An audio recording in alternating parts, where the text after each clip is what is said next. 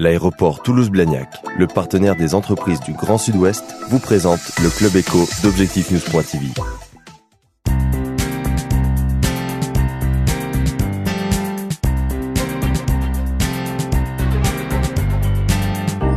Bonsoir, Julien Venn est le nouveau directeur du centre e-santé. Nous le recevons ce soir. Bonsoir. Bonsoir.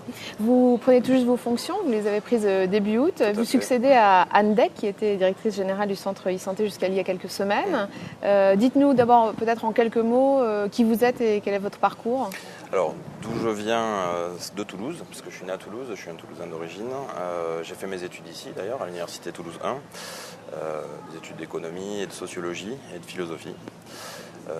Donc un parcours qui ne me prédestinait pas forcément à venir dans le monde de la santé. Je suis parti en région parisienne comme quelques provinciaux montent à la capitale. Et puis j'ai travaillé dans une agence de développement économique auprès des chefs d'entreprise et des universités.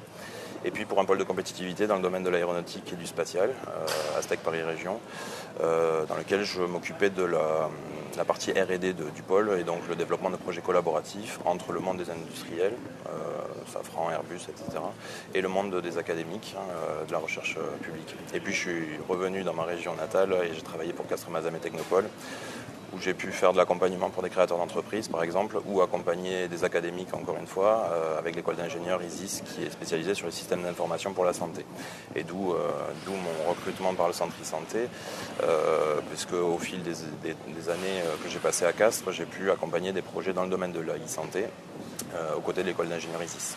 Rappelez-nous peut-être en un mot ce qu'est le centre e-santé et puis quelle est votre feuille de route, quels sont vos projets? Oui, alors le centre e-santé, c'est une association qui a été créée il y a un petit peu plus d'1 an, près de 18 mois à peu près entre les premiers travaux de préfiguration de l'association et aujourd'hui.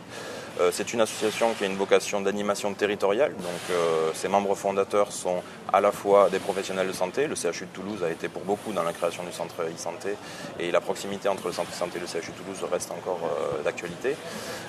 Donc des professionnels de santé, des collectivités locales, notamment la communauté urbaine du Grand Toulouse qui a été dès l'origine auprès de l'association, et puis d'autres collectivités, la communauté d'agglomération de Castres-Mazamet qui s'est impliquée puisqu'elle est positionnée sur ce sujet du numérique et de la santé. A du mal à voir concrètement quel va être le rôle de ce centre e-santé. Son objectif, c'est de développer la télésanté? Oui, son objectif, c'est de développer des technologies pour la santé. Quand on dit technologie, on n'a rien dit finalement parce que les technologies c'est assez vaste et dans le domaine de la santé c'est encore plus vaste. Donc l'objectif c'est d'accompagner les collectivités ou les professionnels de santé sur des projets de services auprès de leurs patients ou des personnes âgées. Ça inclut ces deux cibles-là, les patients et les personnes âgées, en utilisant des technologies qui viennent d'horizons divers. Ça peut être des TIC, donc de l'informatique, du numérique, du logiciel, mais ça peut être aussi des systèmes embarqués. Donc là, ça touche au pôle de compétitivité Aerospace Valley, par exemple, aux dispositifs médicaux. On a le pôle de compétitivité Cancer Biosanté, le réseau d'entreprises ici en Midi-Pyrénées, Biomédical Alliance. Donc ça touche un tissu industriel très très varié qui se croisent, qui doivent monter et définir des solutions ensemble. Alors déjà, ce dialogue n'est pas facile. Et puis en plus, le dialogue avec les professionnels de santé et avec les projets de territoire de collectivités locales, c'est encore plus difficile comme dialogue. Donc il était nécessaire à un moment donné de créer une interface. Et c'est cette interface c'est le rôle que je souhaite jouer le centre e-santé aujourd'hui. Vous avez un projet là très concret qui s'appelle Platine. Tout à fait.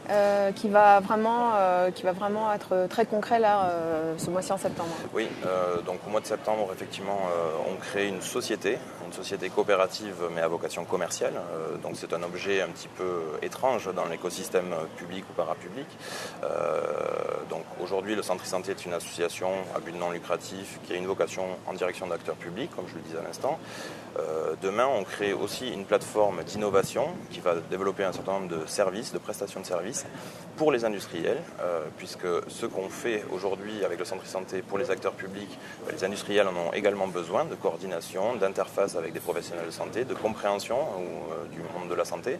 Et donc cette plateforme d'innovation va vraiment être au service des industriels de manière à participer à la structuration de cette filière, aux côtés des acteurs publics évidemment, mais participer à la structuration de cette filière et de ce marché, parce que finalement la e-santé on en parle depuis quelques temps, mais aujourd'hui il est temps de faire du business. Les industriels ont des solutions, ils sont en attente de pouvoir vendre des produits concrets, et c'est un des objectifs de Platine, de s'insérer dans cette logique-là. Vous êtes en relation avec combien d'industriels, d'entreprises de la région ? Dès l'origine, il y a plus de 40 industriels qui ont soutenu le projet de Platine, parce que ce projet est venu d'eux finalement. Quelques noms peut-être ?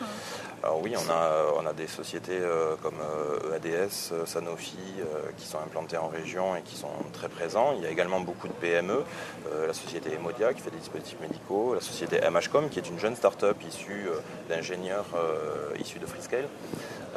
Donc il y a plusieurs sociétés, je ne serai pas exhaustif et je ne citerai pas tout le monde, je m'en excuse, mais beaucoup de sociétés, donc plus de 40, ont deux domaines très divers, puisque je le disais tout à l'heure, les secteurs d'activité sont très divers, ont voulu participer. Et puis nos membres fondateurs du centre e-santé, que sont les pôles de compétitivité, CBS et AESE, sont aussi des réseaux d'entreprises, d'industriels, de secteurs variés qui viennent au centre e-santé pour trouver l'application ou des sources de diversification à leur activité aussi, ça c'est assez clé, sur le secteur de la santé.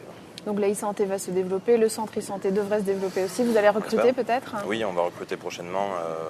Donc au centre e-santé, effectivement, des chefs de projet plutôt de nature de compétences informatiques. Donc informatique si possible appliquée à la santé, mais les formations sont jeunes. On a la chance d'avoir une en région qui s'appelle l'ISIS, l'école d'ingénieurs à Castres. Il y en a aussi à Montpellier et ailleurs, mais on cherchera à recruter plutôt des chefs de projet qui ont une vision assez globale de différentes technologies, puisqu'on intègre différents secteurs industriels. Notre objectif étant de la coordination et pas du développement, mais il faut qu'ils aient la connaissance des technologies pour pouvoir gérer mieux les projets collaboratifs qu'on va développer.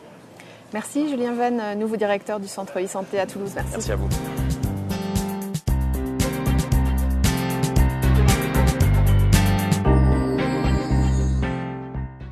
L'aéroport Toulouse-Blagnac, le partenaire des entreprises du Grand Sud-Ouest, vous présente le Club Éco d'Objectif News.tv.